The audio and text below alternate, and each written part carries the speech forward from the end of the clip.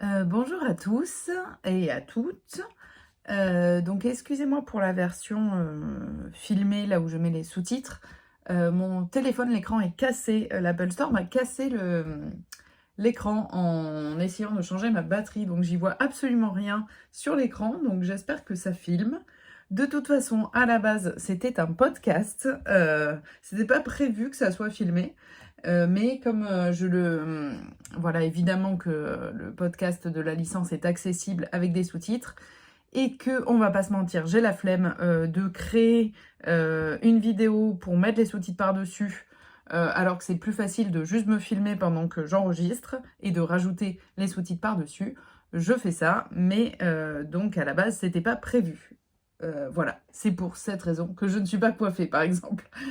Voilà, mais je sais que les épisodes accessibles sont donc du coup regardés sur YouTube, notamment par certaines de mes amies sourdes. Inès, je te salue. Voilà, donc excusez-moi si je regarde pas bien la caméra. Euh, pour en revenir à l'épisode d'aujourd'hui, j'aimerais parler des mines.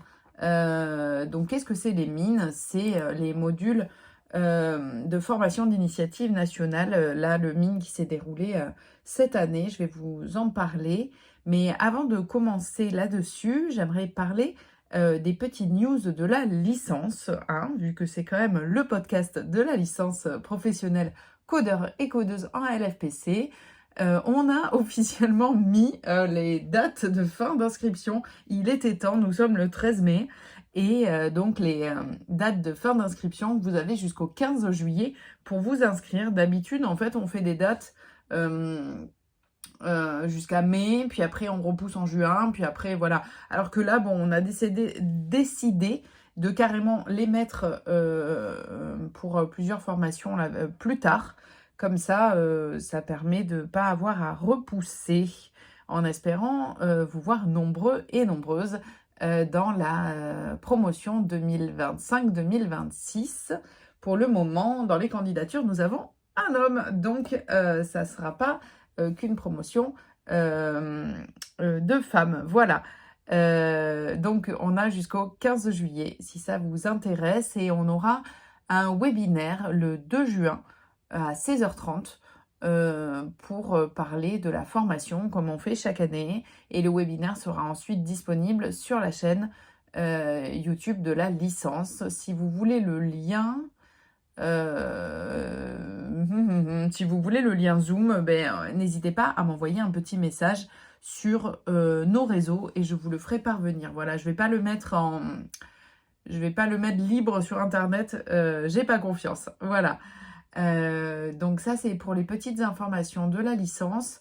La dernière petite information avant que je commence sur le mine, c'est que là, nous sommes actuellement en train de discuter avec un établissement pour peut-être faire un projet pilote l'année prochaine pour voir si est-ce que l'apport de la LFPC pour des élèves ayant des troubles spécifiques des apprentissages pourrait être impactant.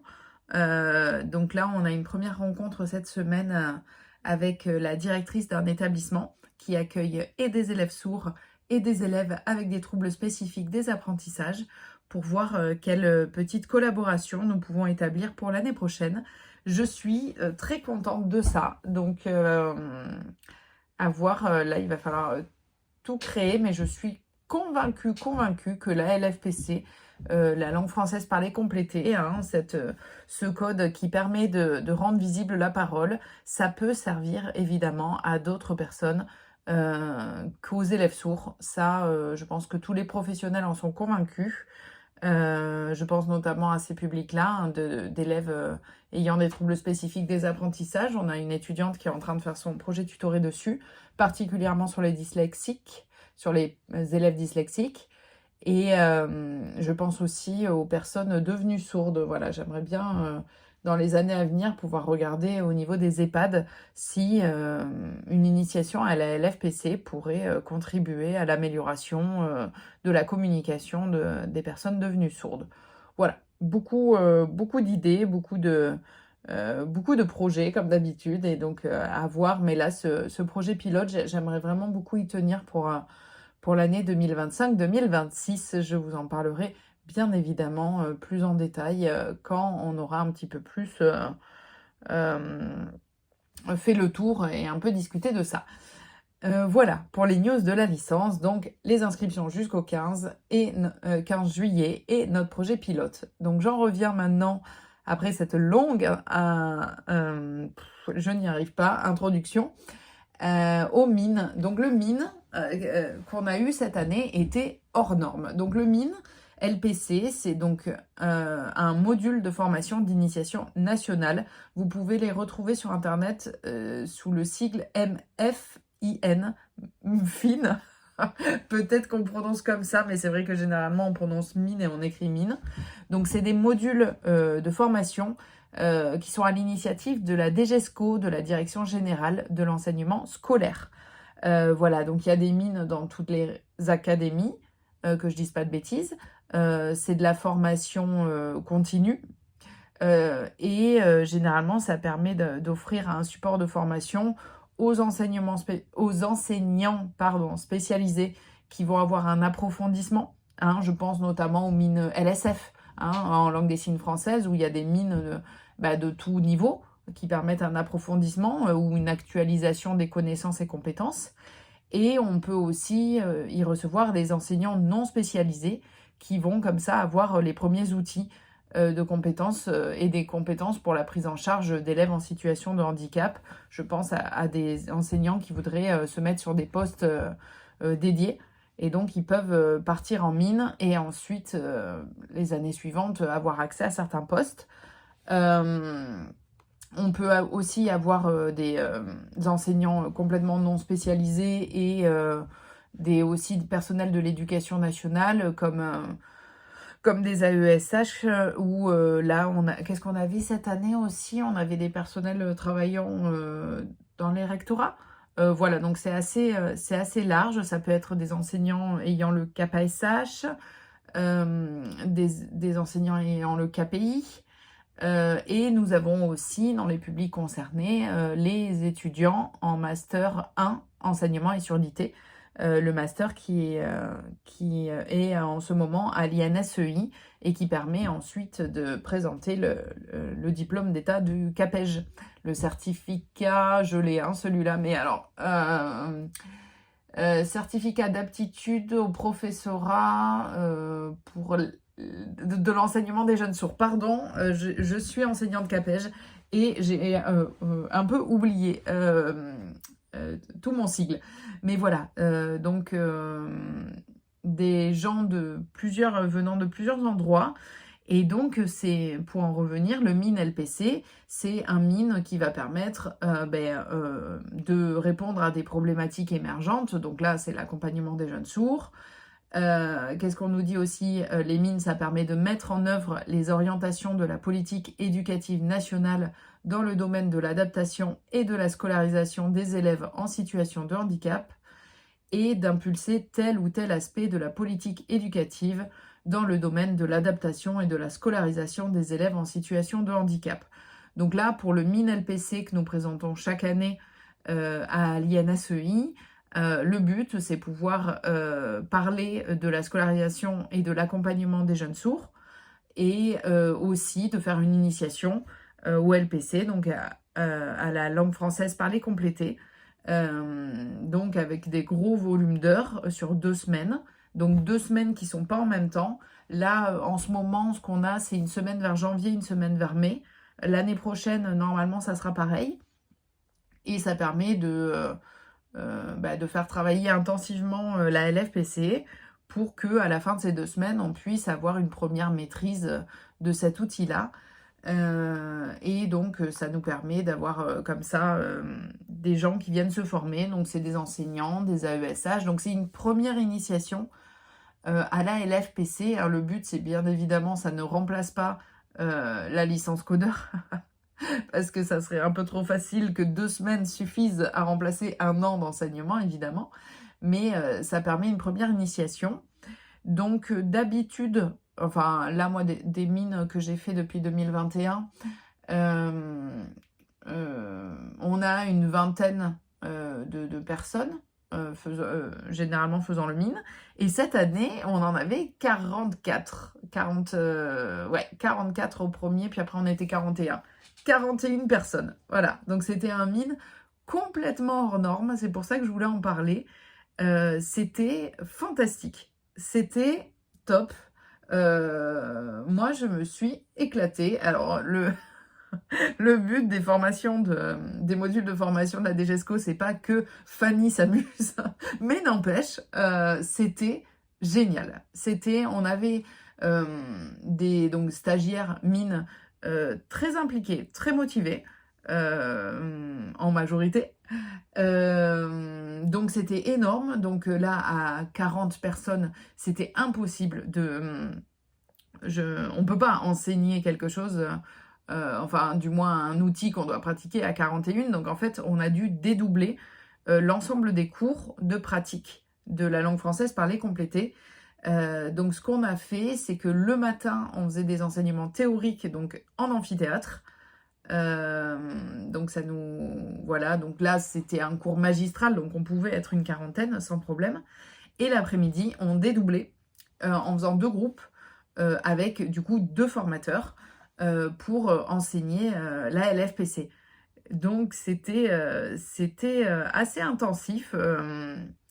Donc j'ai fait appel, sur le mine, on a des formatrices de l'INSEI. Hein, il y a moi, Anne, Véronique, où on est déjà dans les murs. Et j'ai fait appel également à des codeuses. Je pense à Marie et je pense à Céline. J'ai fait appel à un étudiant de la licence qui est venu se tester en tant que formateur, Sten, qui est venu pour la première semaine. J'ai fait appel à une enseignante CAPEJ extérieure, Élise.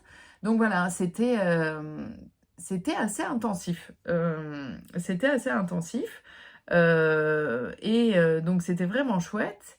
Et ce qui était encore plus chouette, c'était que sur ces 2 semaines de formation, en fait, dans les étudiants en Master 1 enseignement et surdité qui font partie de ce module de formation, nous avions une étudiante sourde qui donc avait elle-même besoin de codeurs et codeuses.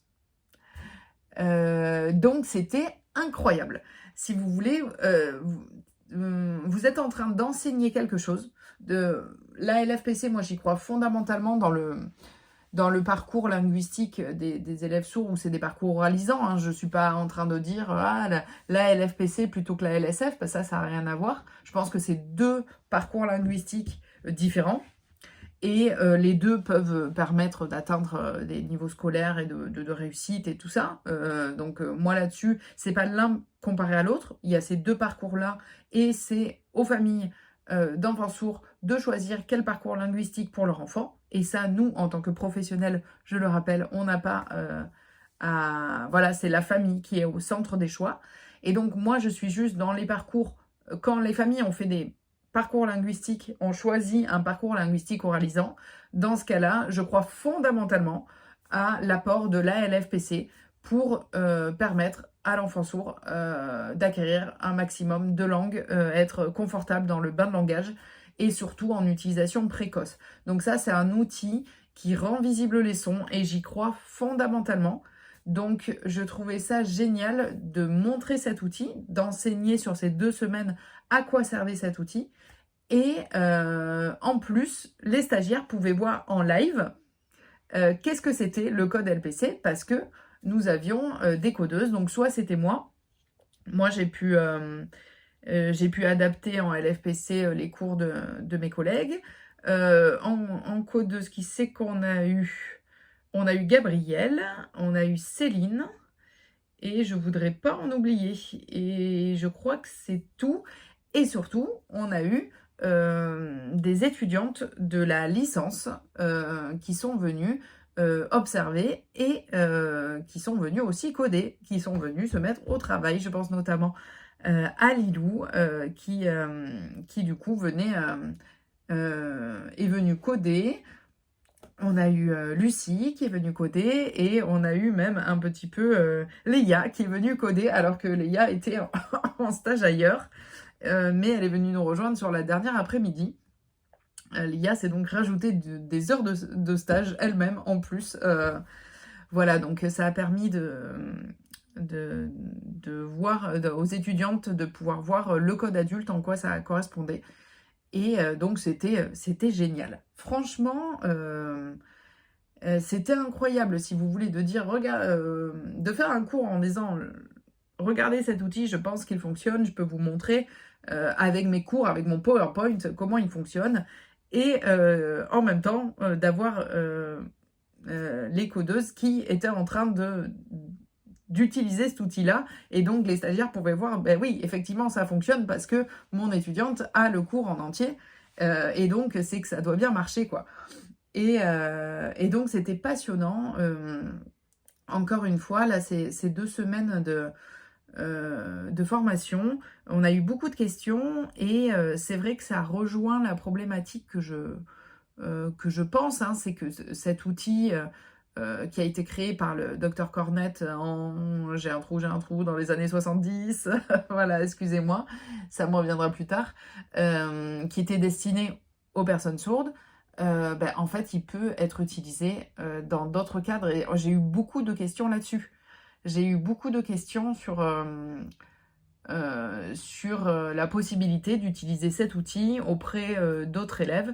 Et je pense que je vais je vais y réfléchir avec mes collègues et faire un peu évoluer le module de formation pour peut-être mettre cette piste-là d'utilisation de cet outil auprès d'autres élèves, parce que vraiment, je suis convaincue de ça, hein. C'est pour ça qu'on va essayer de faire ce projet pilote pour pouvoir essayer, mettre en situation et voir si mon intuition, qui n'est pas une intuition, j'en suis convaincue, ça fonctionne, hein. Si les élèves avec troubles des apprentissages peuvent y trouver un bénéfice, bah dans ce cas-là, il faut qu'on essaye absolument d'aller vers là. Et je pense que moi, c'est ce que j'ai demandé aux stagiaires, c'est de tester sur le terrain avec peut-être d'autres types d'élèves, parce que là, sur les 40, tous n'étaient pas et toutes n'étaient pas en contact avec des élèves sourds.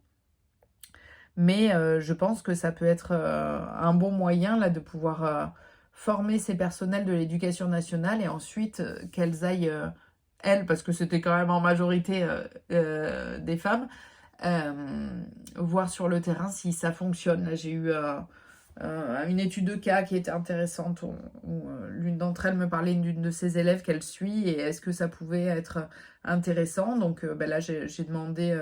je lui ai dit de faire passer mon mail aux parents pour voir si on pouvait, donc c'est pas une élève sourde, mais pour voir si on pouvait aider, quoi. Tout ça, c'est des outils pédagogiques et donc évidemment que c'est important de pouvoir les sortir si ça peut être utile à d'autres personnes. Donc moi, j'aimerais bien, si jamais vous suivez ce podcast avec mes nombreuses écoutes sur les plateformes où au final, je me suis rendu compte là pour le podcast que il est plus regardé sur YouTube, ce qui n'était pas du tout le but à la base, qu'écouté sur les plateformes de podcast. Où là, c'est quand même pas, c'est pas la folie des écoutes. En tout cas, bref, si vous l'écoutez ou vous le regardez, si vous utilisez la LFPC auprès d'autres types de publics ou vous voulez l'utiliser, contactez-moi parce que ça, vraiment, ça m'intéresse. Je pense que je vais consacrer un peu de temps, voire beaucoup de temps de recherche à ce sujet-là.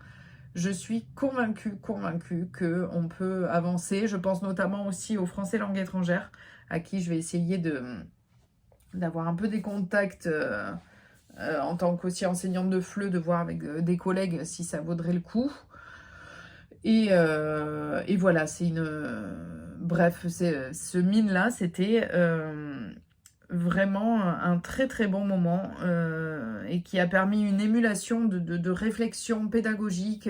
Moi, je vous conseille, si vous avez l'occasion de pouvoir venir à notre mine, évidemment, venez, on s'amuse bien, mais même dans vos académies, hein, ça permet d'avoir un temps où, là, moi, je trouve qu'il y avait une mise en commun qui était vraiment passionnante, là où les personnes, voilà, réfléchissaient entre elles.